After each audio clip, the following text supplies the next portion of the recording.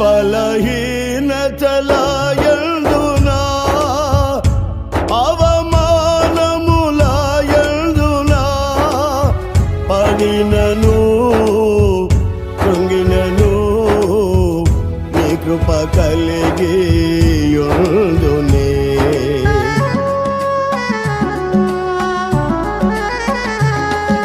బలహీనతల యందున అవమానముల యందున పడినను కృంగినను నీ కృప కలిగి యుందునే నిత్యము ఆరాధనకు ఆధారమా స్తోత్ర బలులు నీకే అర్పించద యేసయ్యా నిత్యము ఆరాధనకు ఆధారమా